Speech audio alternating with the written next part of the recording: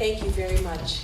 It's really a pleasure to be back in Israel, and I so appreciate the invitation to join you today. I wanted to first make a disclaimer about the presentation that I'm about to make. I'm not a physiotherapist. I'm presenting for Mrs. Helen Posselt, who in my opinion is one of the best physiotherapists in the world. So I'm going to do my best as a parent to relate to you Helen's presentation about the importance of physical therapy. And while I might be as old as Helen, don't tell her, I certainly don't have her soft Australian accent or her capability, but I'm going to do my best.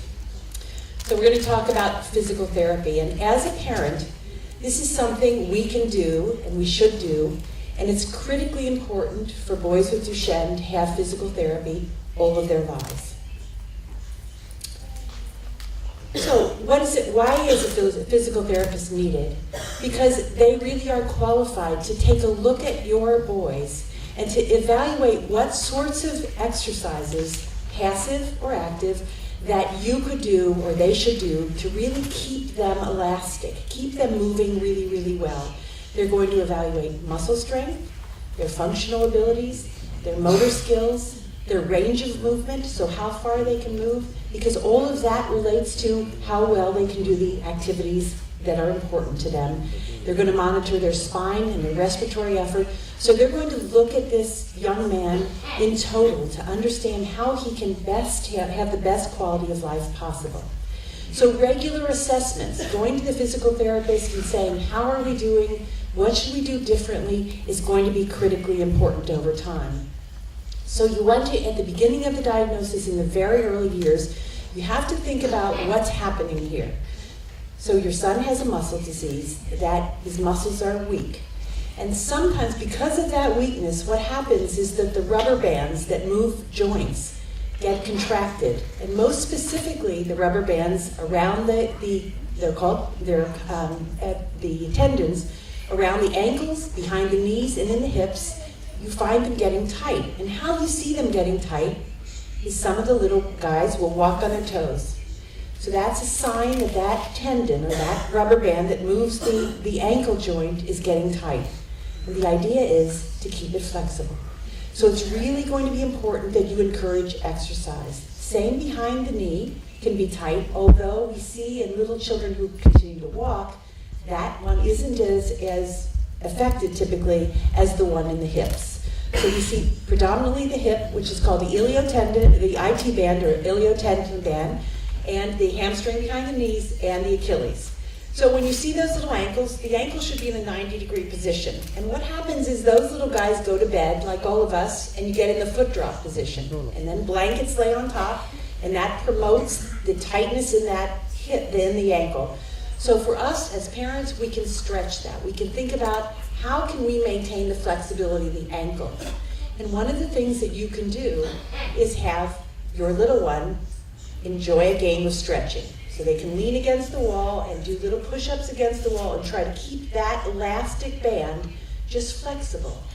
When they get in bed at night, you want to use some we call them moon boots. But they're really braces to keep the foot in a 90-degree position so that the blankets don't encourage the contraction. So these are the things, and obviously some of the little guys don't like the idea of the moon boots, and it's annoying, and so you have to trick them as parents or bribe them. We bribe them as parents as well. So we might want to put the moon boots on after they're asleep. We might want to bribe them with some extra little half hour before they go to bed. So whatever you can do to encourage your little ones to keep that ankle in a good position both day and night, and active stretches are going to be very important because that relates to his flexibility, which maintains his ability to walk, and which really helps him over time. So it's those kinds of things that your physical therapist is going to assess.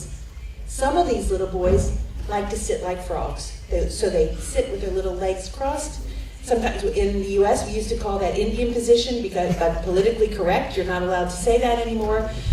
You really have to think about the frog position. So that really means that some of those tendons around the hips are getting tight. Again, this is a place where you can remind them not to sit that way, and also to be able to stretch. And this is the guidance that your physical therapist is going to be able to do. So she or he is going to be able to help you understand what's getting tight and what needs a little bit of extra stretching. It's not quick stretches, it's really prolonged stretches that are going to maintain the elasticity of that rubber band or that tendon around the joints. Also swimming. Swimming is one of the best exercises the boys can do. First of all, because they can do it really well, and second of all, because it helps their breathing. So the more swimming you get, the more active stretching you get in the water, the better it is. So as parents, you have to be creative about how am I going to get this done, and how am I going to add this to our daily activities of life, because you all work, you all manage your other children, and stretching and swimming might be the very last thing you'd like to think about. So you try to incorporate it in daily life. If swimming isn't available, stretching. Sometimes the whole family has to stretch before they go to bed, just because that gets us all in the habit of stretching and makes it more of a game than an actual physical intervention in terms of medicine. So you want to kind of think creatively about how can I keep this little one stretched, how could I have him understand the need to stretch, and how can we make games of keeping these tendons elastic. So this really just goes in from Helen about what kind of assessments a physical therapist is going to do, how often they're going to do them, who you need to be doing them, and the rationale. So muscle strength is important. Here you have a picture of Helen looking at the tendon that moves the ankle joint. And she's assessing what kind of flexibility is there. So this is something your physical therapist is going to do. And if there is tightness, they're going to recommend stretches, creative stretches, prolonged stretches, anything that we can do to keep the flexibility here, because this keeps the little ones on their feet. So what's the best exercise? Because if it's sort of intuitive, if you're weak, people that don't know about Duchenne kind of say, well, you would need to do strength building. But actually, because the muscles really aren't going to be, they're not really built to be strength building at this moment. The best kind of exercise is done in water, where there's no active resistance on those muscles. You want to do age-appropriate activities, and you don't want to get them to lift weights in any way, because that is detrimental to the muscle. So you want to think about these muscles are not as strong. They have no dystrophin, which is the fundamental protein, sort of like the walls of that muscle are not strong enough to bear weight. So you want to look at exercise that's going to be able to help them stretch and keep flexible, but not to be demanding on their muscles. So this is how Helen would explain it. Load, no gravity. Eccentric exercise is not recommended in Duchenne. So going up and down the steps is not going to make your son stronger. It's not going to be helpful. So if you can avoid steps, that's helpful. No weight-bearing exercises. So they have to be concentric exercises. Muscles are shortening as they fire, so you want to be careful about those. Non-weight-bearing. Bicycles are good, especially on flat surfaces, because that is flexibility in the ankles and the hamstrings and the hips, but it doesn't add extra load. So you want to be thinking about this. And you know what else I find about these little ones is they really monitor themselves. So they may say to you, my muscles are tired. If they're tired, they're tired. It's time to rest. So don't think the more you exercise, the better it's going to be. They really do self-moderate quite well. So when your little son wants to sit down, I think that's quite acceptable. Exercise in the pool is critical. This is family fun. This is not designed to be an exercise routine. It's designed to be fun. So the more fun you can have, you can toss each other around in the pool, you can go underwater. That really helps the diaphragm, helps all the muscles move because it's not load-bearing. Stretches. We just talked about active and passive stretches. Active is when you might get your little son to help with his own exercises. This could be leaning against the wall and getting that flexibility in the ankle. Or if he's in passive exercises, you might build a wedge. And so as he's sitting at the table having dinner, if he sat on a wedge and got that little foot elevated some in terms of an exaggerated stretch, prolonged, that's what's going to keep elasticity in those tendons. So the more you can think of those creative ways, the better off you're going to be. The splints are the moon boots. They're worn at night. We typically don't recommend them for the day, although let's say there are times when then splints with some bend in them are recommended during the day. But typically, if you're doing active and passive stretching, and if you're wearing the little moon boots at night, you can maintain pretty good flexibility in the joints. standing is important. Standing keeps that little ankle flexed, keeps the hamstring stretched. So just standing around. So it might be that he plays a game standing, or does a little homework standing, or maybe even has a snack standing up, because that really helps promote stretch without talking about real physical therapy exercises for him. So the importance of stretching is to prevent scar tissue, prevent these contractures from forming. The muscles, the length of those muscles which tighten is really going to be important. So as long as you maintain the symmetry, you encourage him to walk, you really encourage him to use those foot plates to keep the foot and the ankle joint stretched, to stretch the IT bands. These are all really, really important to maintain function in these little ones as they grow. So stretches in the early years are very specific. The IT bands in the hips, the hamstrings, the Achilles tendon, and the iliotibial bands in the hips. Sorry, repeating.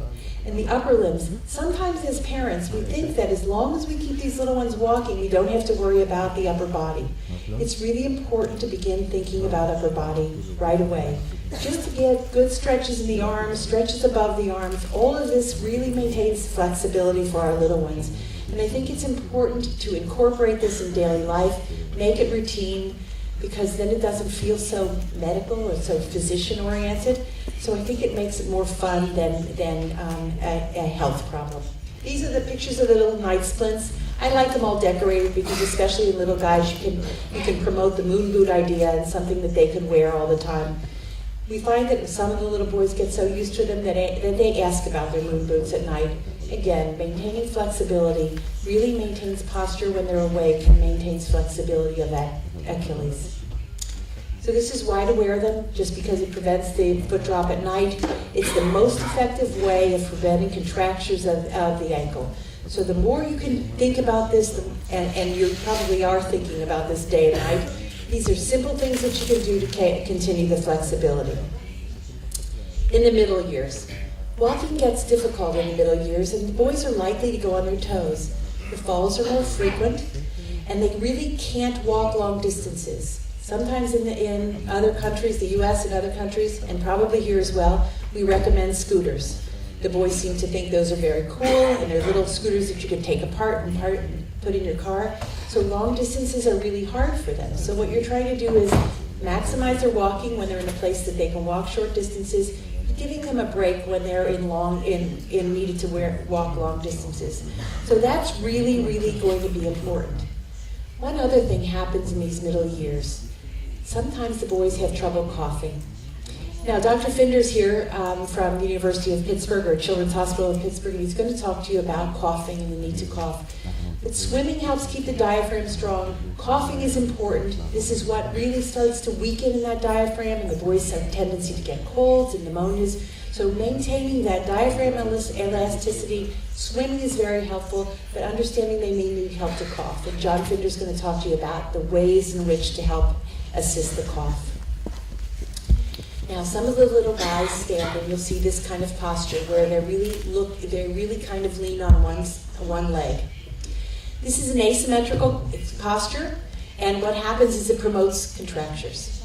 So having them stand in really good alignment, using both legs equally, is going to be important. So you see these little guys, and they begin to do this kind of standing. When you see it, you'll notice that he's really going to be promoting contractures in the leg that he's not leaning on. So this is where extra stretching is going to come important, and making sure that he has a symmetrical gait. This is one of the critical factors, and you see this in the middle years. You see it quite frequently. This is another way of transport. You can either use, for long distances, little wheelchairs, little scooters, anything to really decrease him from getting fatigue and from walking long distances. And as you can see, this little scooter in Amsterdam, I just saw a couple little boys with these scooters. They come in sort of crayon colors of red and blue, and some of the boys had painted their own, which was kind of novel. So anything that can promote this is really helpful. And having them be creative on the scooters is, I think, a fun activity as well. Sitting. We all sit so differently, I think, in life. Some of us kind of slump over and some of us kind of are one side or the other. But in muscle weakness, we see different gaits or different postures in seating. It's really important that these little ones are supported in seating. Because of the weakness in their overall muscles, we tend to see that these little backs can curve and they can develop a scoliosis. So making sure they're well supported in seating, even from the beginning, is very important.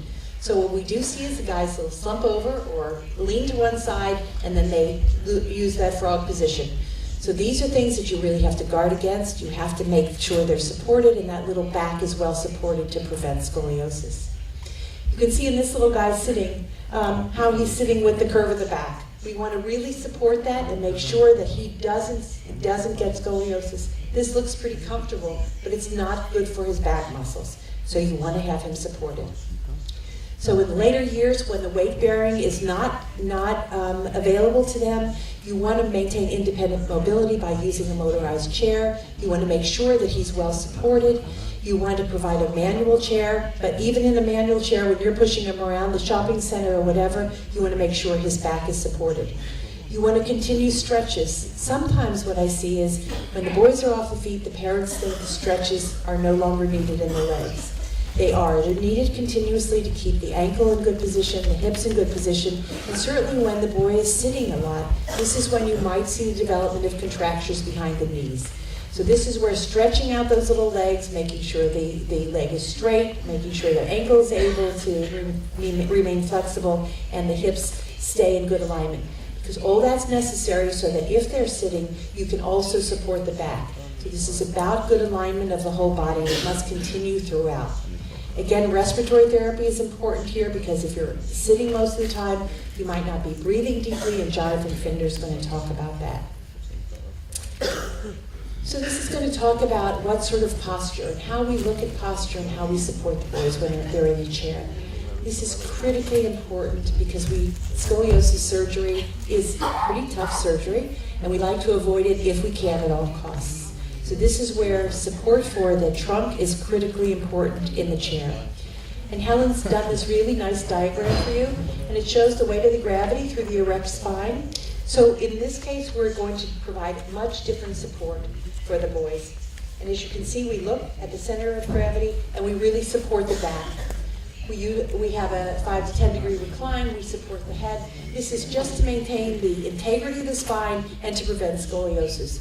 So these are important things for you to discuss with the physical therapist and the occupational therapist because they're the ones who are going to be doing these measurements and assessing how your son is seated and how his back is supported. So this is a very important step for parents to take and think about, is he supported well, is he comfortable, and it's going to be a different position perhaps in a chair than you might feel comfortable in. Again, we're looking at how the assessments are made by the physical therapist.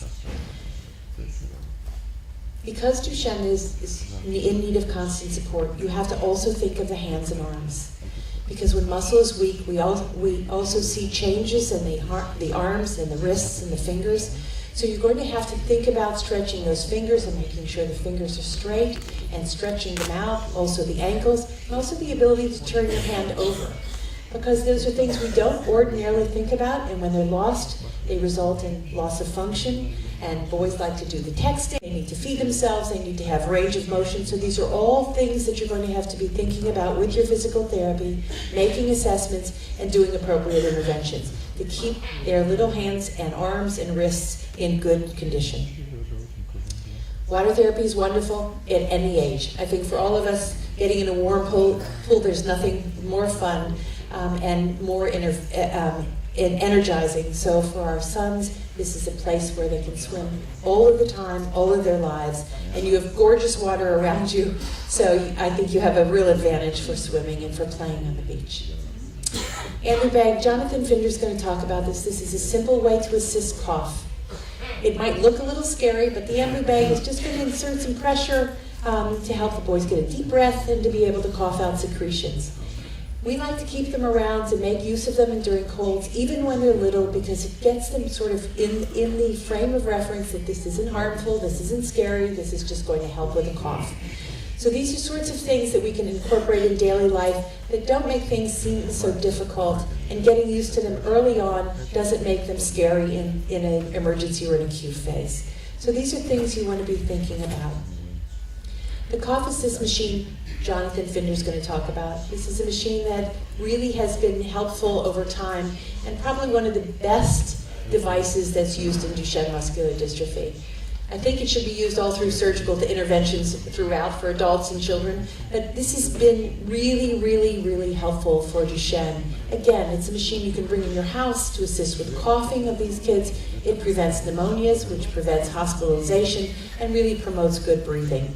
So this is something that feels kind of medical and kind of scary, but again, introducing it early, using it often, using it routinely with colds and coughs, and prevent pneumonias and prevent hospitalizations. So I think when we look at Duchenne, we really have to think prevention. You have to think of stretching those joints, stretching those arms and legs, good posture, making sure that you can clear the airway so these little boys just remain healthy and out of the hospital. This is what you can expect of a PT. You can't expect it of me. They're going to do real measurements. They're going to look at your son, assess him. They're going to look at his range of motion, look at his posture, look at his gait, think about equipment needs, think about respiratory needs, think about promoting activities of daily living and how he can manage those through a lifetime. They're going to talk about exercise. How much is too much? That's a line probably no one of us knows at this moment. We just know that over-exercise isn't good. And for all of our little boys, especially when they start young and they start on steroids and they seem to have this wonderful push about running around, and certainly the energy that steroids provides, maybe over-energy in many cases, it's where to draw the line and where to help them draw the line. And I also think you have to think about, these are little boys. These are young boys, and they want to be active. So I don't think you can be, as a parent, put them in a bubble and say you can't move until some other day. Right? You have to kind of think about what makes sense, preserve their energy, guard against fatigue, maintain elasticity, and make sure that they enjoy their lives. So you can't be so restrictive that if you see a step, you decompensate and fall on the ground and say, don't do the step, right? You just don't want to make it routine. So it's about maintaining quality of life. And I think that for all of us, with Duchenne muscular dystrophy, quality of life is critical. Your family is critical. You have to have fun, you have to have hope, and you have to play. And you have to kind of think about these things in the back of your mind, maintaining elasticity, promoting good cough, promoting good balance, really promoting the ability to kind of conserve energy with scooters and fun things to do. Those are the kinds of things you have to have on your mind. It's that your physical therapist and your occupational therapist are who are going to give you the guidance and to be able to do those very meticulous assessments about where you are. I think the PT is important for school. I don't know about you, but the first day I had to walk into my son's school and say the word Duchenne muscular dystrophy out loud, I thought I was going to crumble doing it. So this is where the physical therapist can help you with this. They can help you sort of pave the way. Talk about the things that are necessary today. I think when we have Duchenne, we tend to want to go through the whole process in 5 minutes, right? This is what's going to happen, and we get into the position of predicting what we've heard. You just need to deal with today. Here's my son. Here's where he is today. What can I do to promote his good health, keep him elastic, and keep his function? Don't think about what might happen in 20 years. Things are dramatically changing, lots of hope in the field. So I think if you take a day at a time or a minimum of a week at a time, it's going to be much easier and much better to deal with, and certainly promote hope and health in your sons. So those are the things you have to keep in your mind. Let the PTs, that's what they're trained for, they do the assessments. This is from Helen and from me. I hope you've learned something here. Duchenne is hopeful. The field is changing. The boys are wonderful. They're happy all of their lives. It's as parents, our anxiety builds, and we tend to really get frightened. Just build physical therapy into your everyday life. Make it fun. Make all of the members of your family do physical therapy. It's good for them, and your son will learn that it's part of the routine of life that we promote health. Thank you.